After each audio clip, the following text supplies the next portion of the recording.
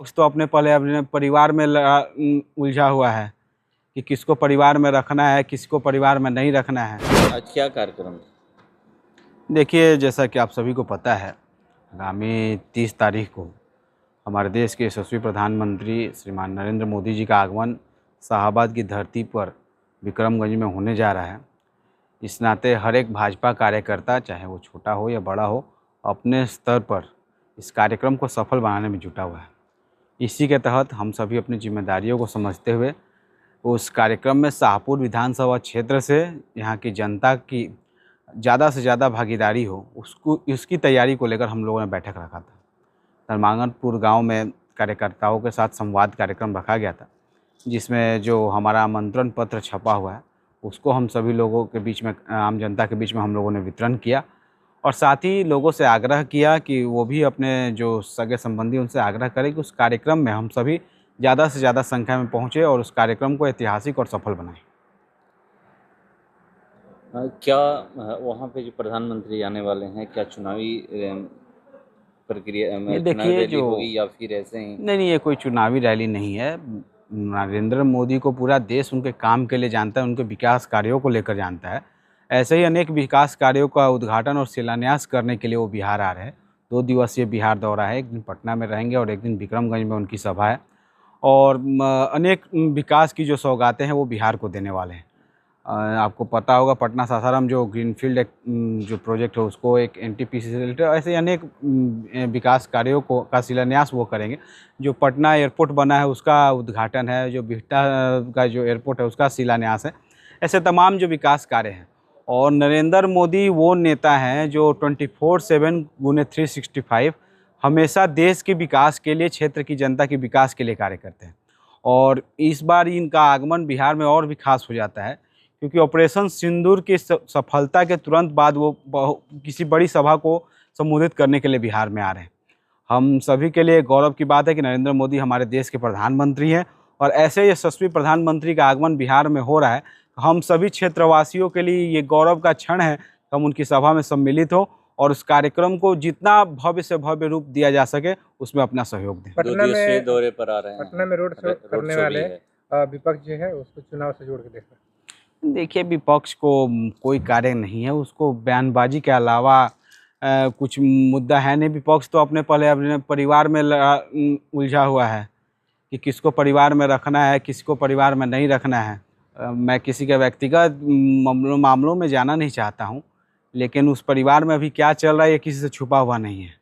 और विपक्ष को किसने रोका? वो भी कोई कार्य लेकर समाज में जाए, कोई बड़ी कार्यक्रम करे, कोई बड़ा सभा करे, उनको कुछ करना नहीं, उनको बस हर एक चीज़ में कोई ना कोई कमी निकालनी है। आप लोग माइलेज ले रहे हैं, विपक्ष का कहना ये है कि ऑपरेशन किस चीज़ का माइलेज है? सेना वहाँ पे अपना शौर्य का प्रदर्शन, सेना पाकिस्तान में घुस कर मारी, अब उसको आप बिहार चुनाव से नहीं, तो हम भी तो यही कह रहे हैं कि सेना ने मारी है। अब सेना हमारे देश की वीर जवान है, उनकी जो उन्होंने वहाँ पर शौर्य का पराक्रम दिखाया है, जो शौर्य का प्रदर्शन किया है, वीरता का प्रदर्शन किया है, तो हम सभी एक भारतवासी और हिंदुस्तानी होने के नाते हम सभी गर्व कर रहे हैं।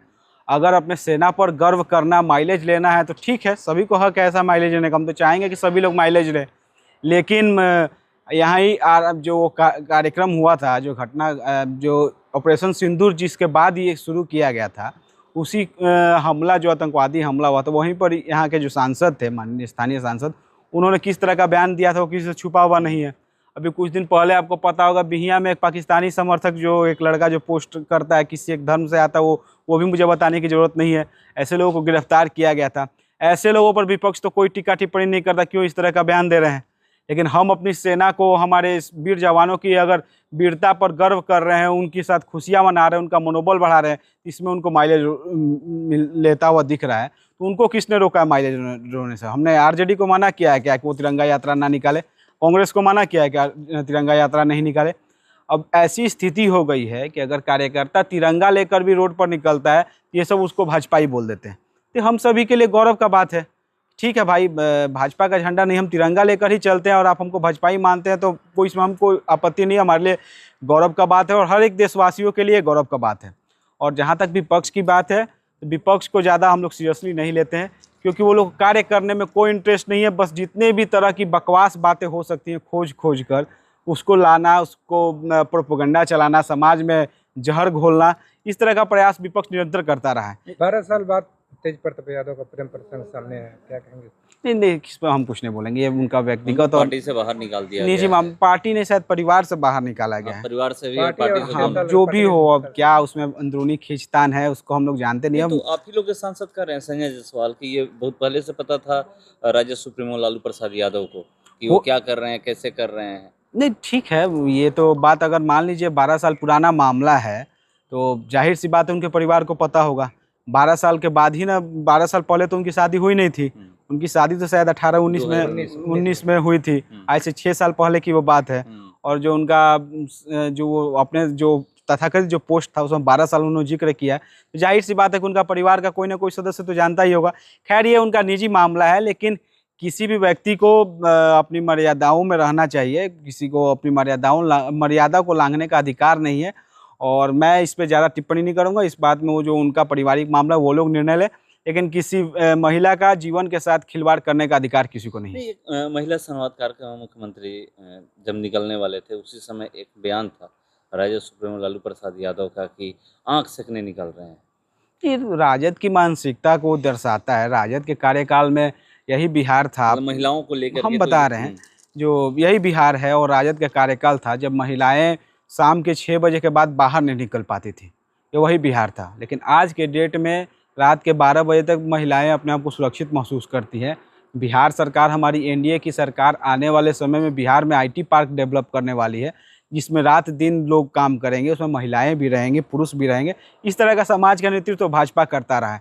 लेकिन जो पार्टी जिसके शासनकाल में महिलाएं घर से बाहर निकलना भी उचित नहीं समझती थी, वो अब एनडीए को नसीहत दे, ये कहीं उचित नहीं दिखता है। तेज प्रताप यादव जहां महिलाओं को सम्मान देने की बात कहते हैं, तो क्या उनकी जो तेज प्रताप यादव की पहली पत्नी ऐश्वर्या राय, जो उनको भी सम्मान मिलना चाहिए? देखिए, हर एक महिला का सम्मान होना चाहिए। ये वो तेज प्रताप यादव की पत्नी है तो इसलिए सम्मान मिलना, ऐसा कोई बात नहीं है। हर एक महिला को सम्मान का अधिकार, हम सभी को सम्मान देना चाहिए। और मैंने पहले भी बोला, ये उनका व्यक्तिगत और पारिवारिक मामला है। मैं इस पर ज़्यादा टिप्पणी नहीं करना चाहूँगा। शाहपुर से आप लोग लेकर जा रहे हैं 30 मई की जो तैयारी कर रहे हैं, और इसके आगे को लेकर भी क्या तैयारी है आप लोगों की? देखिए, 30 तारीख को ये हम सभी ने निश्चय किया है कि शाहपुर विधानसभा क्षेत्र से अलग अलग गांवों से कम हज़ारों की संख्या में लोग उस कार्यक्रम में शामिल हो।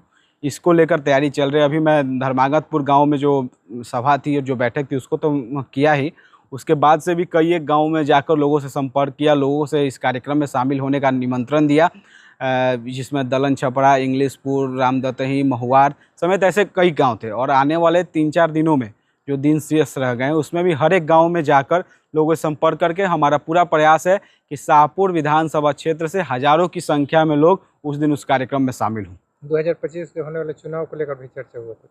नहीं, 2025 का चुनाव इस कार्यक्रम से लेना देना नहीं है। चुनाव की तैयारी अलग है, वो चल रही है, निरंतर चल रही है। हमारी तैयारी पूर्ण रूप से ठोस है। अब लेकिन वो अलग चीज़ है, ये कार्यक्रम अभी फोकस कार्यक्रम अभी जो हमारा पहला टारगेट है वो ये कार्यक्रम को सफल बनाना है। उसके बाद से इस क्षेत्र में कमल खिलाने का हमारा लक्ष्य है। कितने लोग के जाने की संभावना है? हज़ारों की संख्या में। अभी तो 3-4 दिन बाकी है, फाइनल डाटा आपको हम लोग उपलब्ध करवा देंगे। लेकिन हमारी उम्मीद है कि हज़ारों की संख्या, जो अमित शाह जी की जो रैली हुई थी उसमें जितने हम लोग ले गए थे, नियर अबाउट उसी के आसपास हम लोग आग्रह किए हैं कि लोग इस सभा में भी वहाँ पर पहुँचे।